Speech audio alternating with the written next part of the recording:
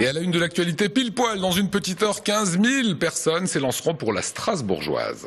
En effet, Lionel, le coup d'envoi sera donné à 20h30, quai des Bateliers.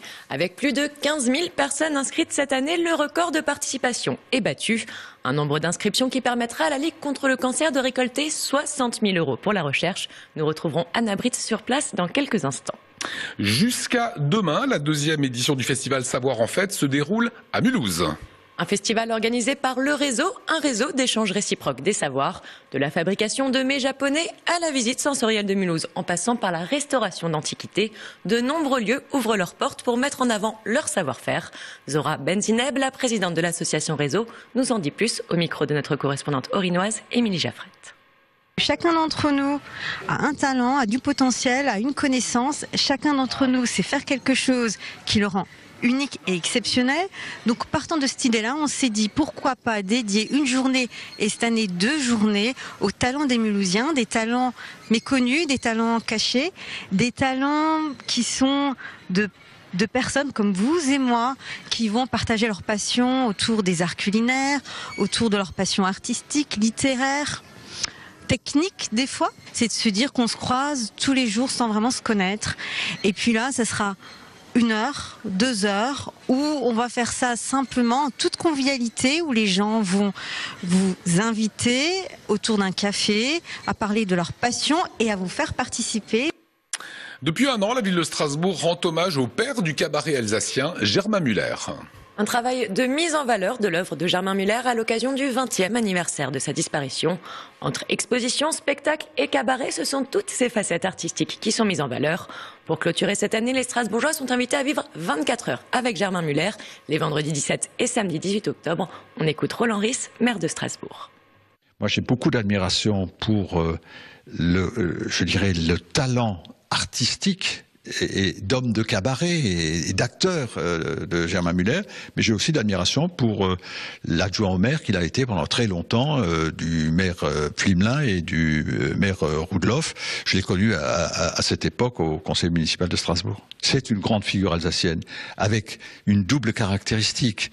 Il avait compris le drame qu'avait vécu l'Alsace entre 1940 et 1945, notamment le drame de l'incorporation de force, le thème de la collaboration aussi, et il avait décidé de prendre de la distance par rapport à ça et d'aider les Alsaciens à prendre de la distance. C'est ça le sens de « enfin Redemon et Médefond », n'en parlons plus. Ça fait partie de nous maintenant, mais ne remuons pas le couteau dans la plaie indéfiniment. Essayons de dépasser ces événements, et la meilleure façon de les dépasser, c'est encore d'en rire. Le TCS Tennis Club de Strasbourg se prépare pour le championnat de France de première division. Qualification pour la première phase finale, c'est les 15 et 19 novembre prochains à Strasbourg.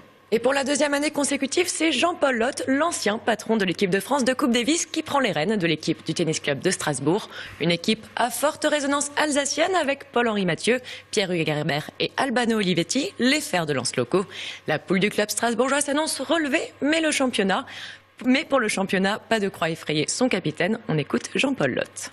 On est au niveau de 3 ou 4 des équipes, et puis on est un peu en dessous de 2 des autres. Donc il va falloir se mettre dans la tête que pour gagner, il faut exploser les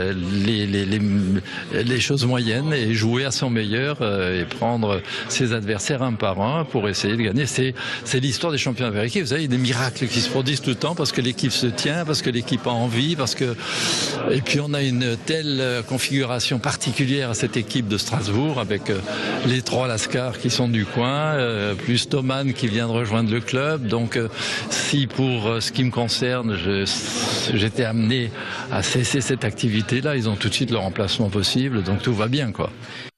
La suite, c'est l'image du jour présentée par Olivier Anne. L'image du jour, c'est le montage de la scène pour la manifestation anti-fusion de demain, place de Bordeaux à Strasbourg. Une scène pour quelques discours, mais aussi des artistes. Kansas a annoncé sa présence sur son Facebook. Et on parle aussi de la renaissance de Raft et bien sûr de Jean-Claude Bader. 20 roadies étaient en tout cas à pied d'œuvre dès 6 heures ce matin. Et on est rassuré, ce sont des entreprises régionales qui travaillaient. Et nous y serons dès demain, 15h en direct. De suite la météo, quel temps aurons-nous?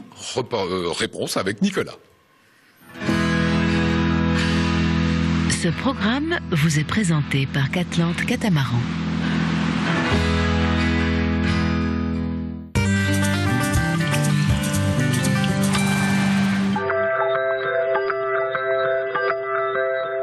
Salut à toutes et à tous, bien que les températures soient encore très douces, il semblerait que l'été soit bel et bien derrière nous et que l'automne nous accueille à bras ouverts. Alors cette journée de samedi, nous la commencerons donc sous les pluies, que vous soyez en Alsace, en Allemagne ou en Suisse. La pluie tombera déjà toute la matinée. Les températures encore très douces, elles devraient atteindre les 14 degrés en moyenne, que vous soyez du côté alsacien, du côté allemand ou du côté suisse.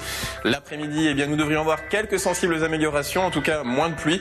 Des éclaircies seront à signaler, mais très timides du côté alsacien et allemand. En revanche, les pluies persisteront du côté suisse.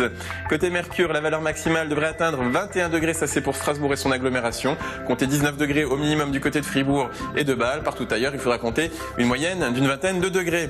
Alors le temps pour ce dimanche, ça s'annonce pas folichon non plus, mais nous devrions éviter la pluie. Comptez 21 degrés en moyenne dans le Bas-Rhin, 20 degrés dans le Haut-Rhin, 23 degrés dans le Bade-Wurtemberg et puis 21 degrés du côté suisse. C'est d'ailleurs de ce côté-là que les éclaircies seront les plus présentes. Pour finir, eh bien, nous embrassons les Firmins ce samedi 11 octobre. Le soleil se lèvera à 7h42 pour se coucher à 18h48. Je vous retrouve demain pour la météo. Excellent moment sur Alsace.